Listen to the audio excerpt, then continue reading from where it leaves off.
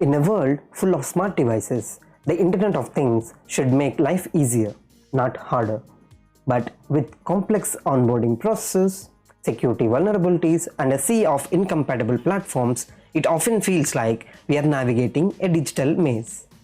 Recently, I came across Anedya.io, which is like a beacon in the IoT storm, offering a unified platform that simplifies device management, delivers data aggregation, and ensures seamless integration. So today, I'll take you through the initial version of Anedya's capabilities, showcase its intuitive interface, and provide you with a hands-on demonstration.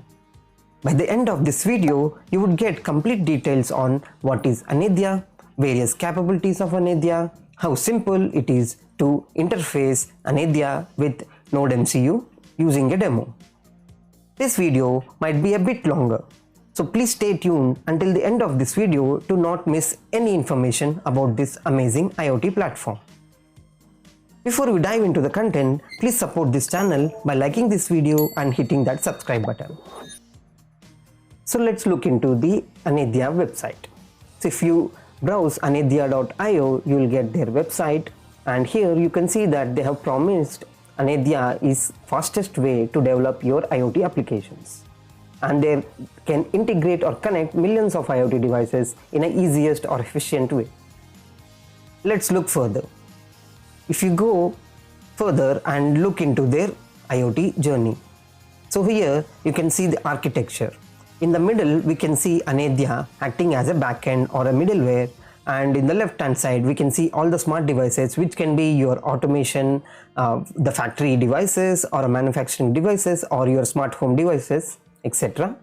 And on the right side you can be having your own client softwares, which can be using for dashboard purposes or any kind of cloud, the third-party cloud you want to integrate and do some workflows on it, so they can be in the right hand side. What Anedya does is it uses MQTT, COAP, HTTP and various device library SDKs that can be used with these smart devices and communicate with Anedya and send the data. In the middle you can see Anedya, where it has various features. The first one is data storage. Whatever data that is coming from smart devices can be stored here, and we can also get ready-made APIs for data aggregations. So there is so much of data, and if you want to do some aggregation logic, and you don't have to program anything because they have already provided ready-made APIs for that. Device lifetime management. From onboarding to decommissioning of any IoT devices can be managed through Anedya. And it also has device interactions from the cloud as well. And if here you can see the API, HTTP, SDKs, these are client level SDKs from cloud side where you can interact with Anedya. Let's move further and see what are the different aggregation techniques they have. They have two aggregation right now that is visible here, that is multi-device aggregation and temporal aggregation.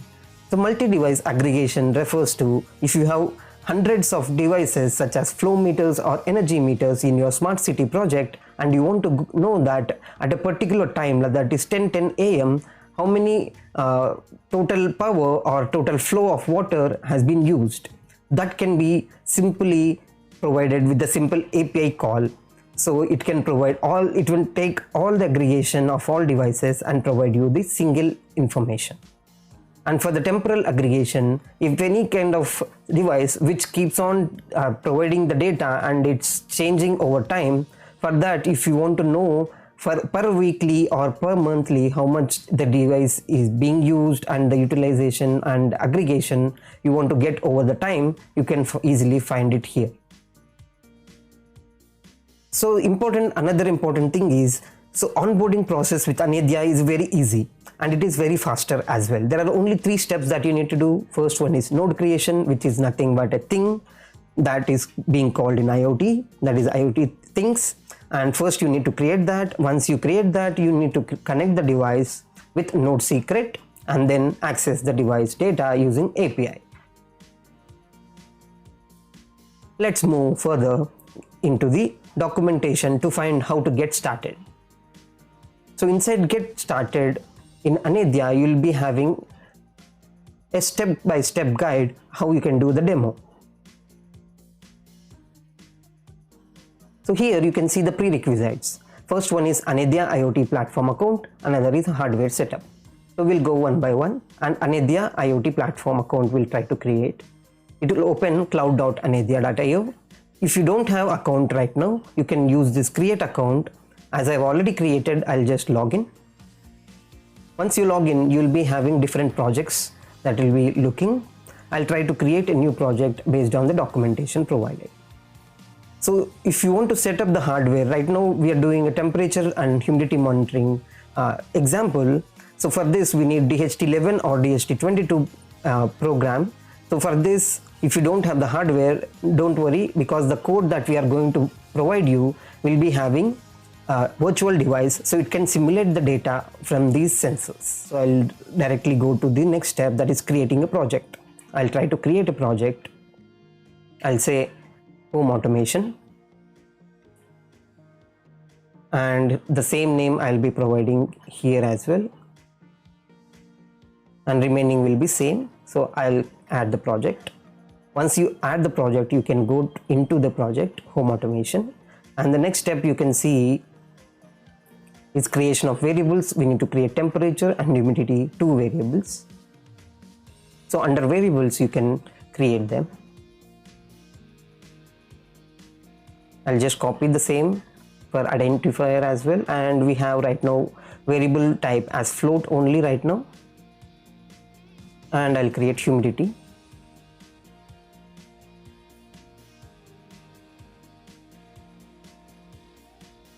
Once you have done that, you can check the next step, that is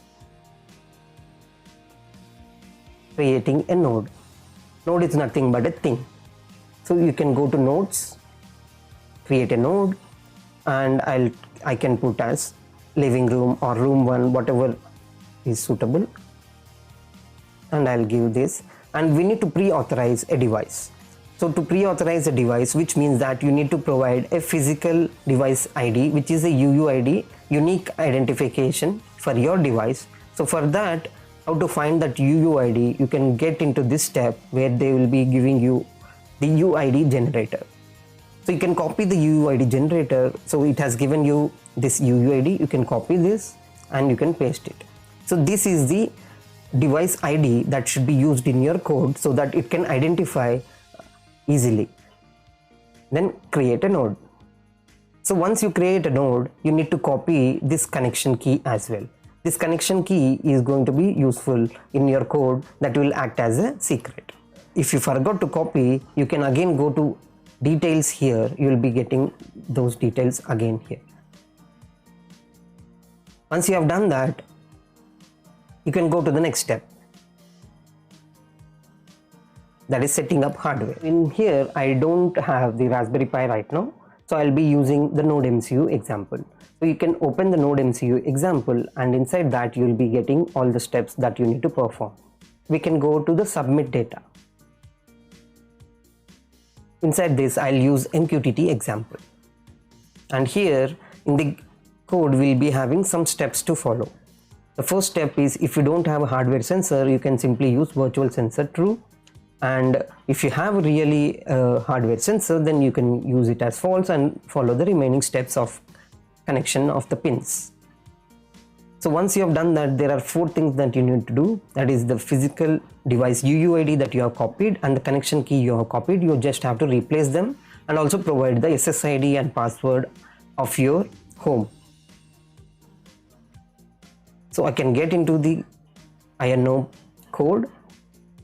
So here I can copy the raw file. Once I copy the raw file, I'll open the Arduino IDE and paste it here.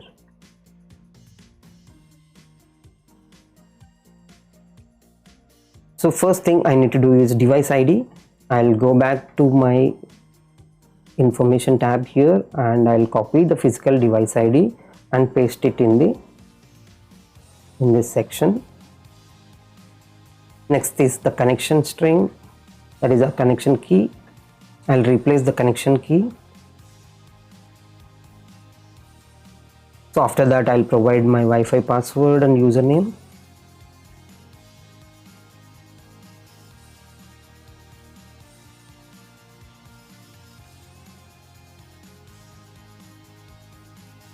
Once this is done, your code is complete. So it has already written about the DHT11 and what are the different callbacks, and now how to submit the Anedya. All things have been written, and it is taking care of the humidity and temperature variables as well. The only thing we need to take upon is, if you don't have these libraries, you need to install these libraries first and then you can work on. So I'll just connect my ESP8266, that is Node MCU.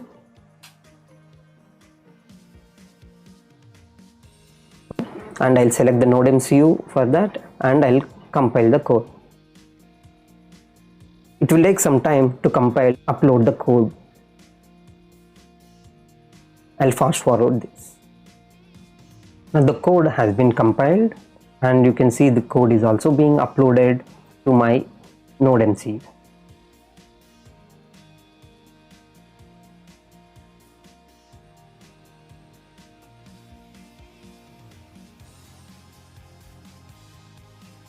So I have opened the serial monitor, and you can see the connection of IP is done. So it means that it has connected to Wi-Fi and it has synchronized and also sending the data to Anedya. Now the next step we need to do is go to Anedya. Under the living room, you will be having the view data. Here in the view data, you will be having two variables that we have created. So now select under humidity, click on view data. You should be able to see the graph with different timestamps. Same way, we can look at temperature to view the data. Here as well, you can see the data with different timestamps. Anedya is still in its initial stages of journey. There are many features that are expected to be coming on the way, such as cloud to device commands, alerts, etc. I'll make one more video in the future once we have few more interesting features added to this amazing platform. If you found this video helpful, please comment helpful so that it encourages me to create more interesting content for you. If you haven't subscribed to my channel yet, please subscribe and hit the bell icon. Thank you for watching, and I'll see you in the next video.